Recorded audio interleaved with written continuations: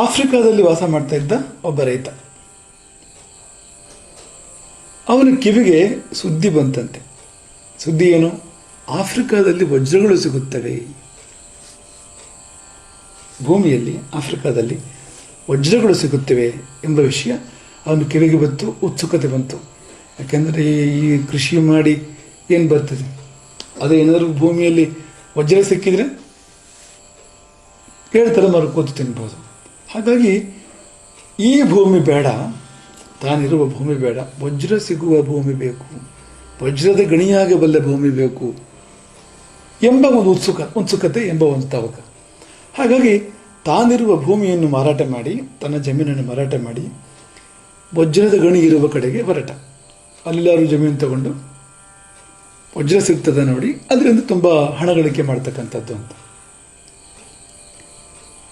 ಪ್ರಾರಂಭ ಆಯಿತು. ವಜ್ರಾನ್ವೇಷಣೆ, ಭೂಮಿ ಖರೀದಿ ಮಾಡೋದು, ವಜ್ರಾನ್ವೇಷಣೆ ಮಾಡೋದು, ಅದಿಲ್ಲ ಅಂತ ಗೊತ್ತಾದ ಮೇಲೆ ಮಾರಾಟ ಮಾಡೋದು, ಬೇರೆ ಭೂಮಿ ಖರೀದಿ ಮಾಡೋದು. ಆದರೆ ನೀವು ನಿಮ್ಮ ಭೂಮಿಯನ್ನು ಯಾವ ಕ್ರಯಕ್ಕೆ ಮಾರ್ತೀರಿ ಅದೇ ಕ್ರಯಕ್ಕೆ ಅಷ್ಟು ದೊಡ್ಡ ಭೂಮಿ ಸಿಗಬೇಕು ಅಂತೇನಿಲ್ಲ. ಅದು ಪುನಃ ಮಾರಿ ಪುನಃ ತೆಗೆದುಕೊಳ್ಳುವಾಗ ಹಾಗೆ ಮುಂದುವರೆದಾಗ ಬರುವುದು ಬೆಳತನ ಹೊರತು ಶ್ರೀಮಂತಿಕೆ ಅಲ್ಲ ಅಂತ. ವರ್ಷಗಳು ಉರುಳಿದು ಜಮೀನುಗಳು, ಅನೇಕ ಸ್ಥಳಗಳು ಬದಲಾದವು.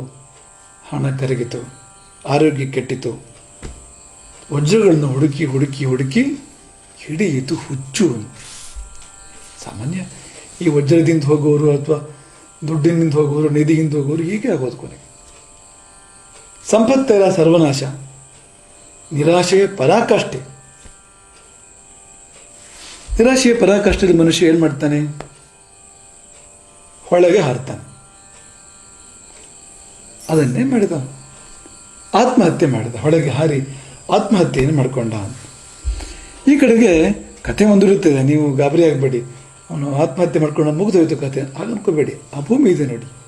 ಯಾವ ಭೂಮಿ? ಈ ರೈತ ಮಾರಾಟ ಮಾಡಿದ ಭೂಮಿ ಇದೆಯಲ್ಲ, ಆ ಭೂಮಿ ತಗೊಂಡವನ ಕಥೆ ಏನಾಯಿತು, ಆ ಭೂಮಿ ಏನಾಯಿತು, ಅಲ್ಲಿ ಮುಂದುವರಿಯುತ್ತದೆ ಕಥೆ ಆ ಕಡೆಗೆ ಅಂತ. ವಜ್ರಾನ್ವೇಷಣೆಗಾಗಿ ತನ್ನ ಭೂಮಿಯನ್ನು ಮಾರಿ ಹೋದವನ ಆ ಒಂದು ಹೊಲವನ್ನು, ಭೂಮಿಯನ್ನು ಖರೀದಿ ಮಾಡಿದಂಥ ಹೊಸ ಮಾಲೀಕ. ಆ ಹೊಸ ಮಾಲೀಕ ಅವನು ನೆಮ್ಮದಿಯಾಗಿ ಕೆಲವು ಕಾಲ ಕಳೆದ ಭೂಮಿಯಲ್ಲಿ. ಒಂದು ದಿವಸ ತೋಟದಲ್ಲಿ ತಿರುಗಾಡ್ತಾ ಇದ್ದ. ದೊಡ್ಡ ಕಲ್ಲು, ಭಾಳ ಚೆನ್ನಾಗಿತ್ತಂತೆ. ಅಪರೂಪದ ರೂಪದ ಕಲ್ಲು ಅಂತ. ಅದರ ರೂಪ ಅಪರೂಪ ಅಂತ, ಎಲ್ಲ ಕಲ್ಲು ಹಾಗಿರೋದಿಲ್ಲ.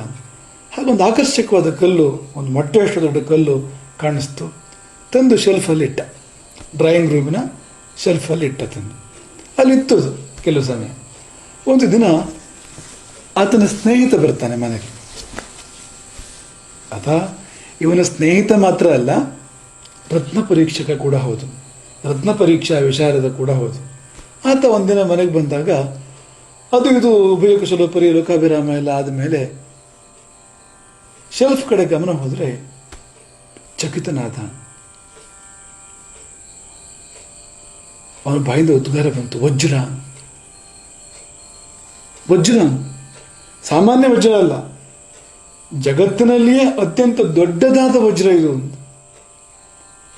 ಅತ್ಯಂತ ಶ್ರೇಷ್ಠವಾದ ವಜ್ರ ಇದು. ಆಗ ತೋಟದ ಮಾಲೀಕ ಹೇಳಿದಂತೆ, ಹೊಸ ಮಾಲೀಕ ಹೇಳಿದಂತೆ, ಹೌದಾ, ನನ್ನ ತೋಟ ತುಂಬ ತುಂಬಿದೆ ಇದು ಅಂತ. ಯಾವ ಕಡೆ ಹೋದ್ರೂ ಇದೇ ಇದೆ ಇಲ್ಲಿ ನನ್ನ ತೋಟದಲ್ಲಿ. ಅದೇ ಜಗತ್ ಪ್ರಸಿದ್ಧವಾಗಿರತಕ್ಕಂಥ ಕಿಂಬರ್ಲಿ ವಜ್ರದ ಗಣಿ, ಕಿಂಬರ್ಲಿ ಡೈಮಂಡ್ ಮೈನ್. ಅದು ಹೇಗೆ ಅಸ್ತಿತ್ವಕ್ಕೆ ಬಂತು ಅಂದರೆ ಹೀಗೆ ಅಸ್ತಿತ್ವಕ್ಕೆ ಬಂತು ಅಂತ ನೀವು ಕಲ್ಪನೆ ಮಾಡಿಕೊಳ್ಳಿ. ಆ ಮೊದಲನೇ ಮಾಲೀಕ ಇದ್ನಲ್ಲ, ಅವನು ಹುಡುಕಿ ಹೊರಟಿದ್ದು ವಜ್ರಗಳನ್ನು, ಅದಲ್ಲೇ ಇತ್ತು. ಅವನು ಸುತ್ತ ಇತ್ತು, ಅವನು ಕಾಲು ಕೆಳಗೆ ಇತ್ತು, ಅವನ ಮನೆ ವಜ್ರಗಳ ಮೇಲೆ ಇತ್ತು. ಅವನು ವಜ್ರಗಳ ಮೇಲೆ ಮಲಗ್ತಾ ಇದ್ದ, ವಜ್ರಗಳ ಮೇಲೆ ಊಟ ಮಾಡ್ತಾ ಇದ್ದ, ವಜ್ರಗಳ ಮೇಲೆ ತಿರುಗಾಡ್ತಾ ಇದ್ದ. ಸುತ್ತ ಕೂಡ ವಜ್ರಗಳೇ ಇದ್ವು, ಆದರೆ ಅದು ಗೊತ್ತಾಗಲಿಲ್ಲ ಅಂತ. ಹಾಗಾಗಿ ವಜ್ರಗಳನ್ನು ಹುಡುಕಿಕೊಂಡು ಈ ಭೂಮಿಯನ್ನು ಮಾರಿ ಯಾವ ಬೆಲೆಗೆ ಬೆಲೆ ಅಲ್ಲದ ಬೆಲೆ, ಈ ವಜ್ರಗಳ ದೃಷ್ಟಿಯಿಂದದ್ದು ಅಂತಹ ಬೆಲೆಗೆ ಮಾರಿ ಹೋಗಿ ಮಾಡಿದ್ದೇನು ಅಂದರೆ ಹೊಳೆಗೆ ಹಾರಿತ್ತು, ಬದುಕನ್ನು ಅಂತ್ಯಗೊಳಿಸಿಕೊಂಡಿತ್ತು ಅಂತ. ಆದರೆ ಈ ಹೊಸ ಮಾಲೀಕನ ಯೋಗ ಎಷ್ಟು ಚೆನ್ನಾಗಿದೆ ನೋಡಿ ಅಂತ. ಆತ ಜಗತ್ಪ್ರಸಿದ್ಧವಾಗಿರ್ತಕ್ಕಂಥ ಜಗದ್ವಿಖ್ಯಾತವಾಗಿರ್ತಕ್ಕಂಥ ಕಿಂಬರ್ಲಿ ವಜ್ರದ ಗಣಿಯ ಮಾಲೀಕನಾದ. ಈ ಹಳೆಯ ಮಾಲೀಕ ಹೊಸ ಮಾಲೀಕ ಇಬ್ಬರಲ್ಲಿ ಏನು ವ್ಯತ್ಯಾಸ? ಅವನು ಯಾಕೆ ಆತ್ಮಹತ್ಯೆ ಮಾಡ್ಕೊಳ್ಬೇಕಾಗಿ ಬಂತು? ಇವನು ಯಾಕೆ ವೈಭವದಿಂದ ಮೆರೆಯುವಂಥ ಸ್ಥಿತಿ ಬಂತು? ಏನು ವ್ಯತ್ಯಾಸ ಇಬ್ಬರಲ್ಲಿ? ಅದೇ ಸ್ನೇಹಿತ ಇದ್ನಲ್ಲ, ಇದು ಈ ಕಲ್ಲಲ್ಲ ವಜ್ರ ಅಂತ ತೋರಿಸಿರ್ತಕ್ಕಂಥ ಸ್ನೇಹಿತ, ಇಂಥವನು ಅವನಿಗೆ ಸಿಗಲಿಲ್ಲ. ಆ ಮೊದಲಿನ ಮಾಲೀಕನಿಗೆ ಇಂಥವನು ಸಿಕ್ಕಿದ್ರೆ ಅವನು ಆತ್ಮಹತ್ಯೆ ಮಾಡ್ಕೊಳ್ಬೇಕಾದ ಪ್ರಮೇಯ ಬರ್ತಿರ್ಲಿಲ್ಲ. ಎರಡನೇ ಮಾಲೀಕನಿಗೆ ಸಿಕ್ಕಿದ, ಹಾಗಾಗಿ ಅವನು ವೈಭವವಾಗಿ ಬದುಕಿದ ಅಂತ. ಅದೇ ಗುರು ಅಂತ. ಅವನೇ ಗುರು, ಅಂಥವನೇ ಗುರು, ಅಂತಹ ಕೆಲಸ ಮಾಡೋವನೇ ಗುರು. ಎಂಥ ಕೆಲಸ? ನಮ್ಮೊಳಗಿನ ವಜ್ರಗಳನ್ನು ನಮಗೆ ತೋರಿಸಿಕೊಡುವವನು, ನಮ್ಮೊಳಗಿನ ನಿಧಿಯನ್ನು, ನಮ್ಮೊಳಗಿನ ಅದ್ಭುತವಾಗಿರ್ತಕ್ಕಂಥ ನಿಧಿಯನ್ನು ನಮಗೇ ತೋರಿಸ್ಕೊಡ್ತಕ್ಕಂಥವನು ಅವನೇ ಗುರು.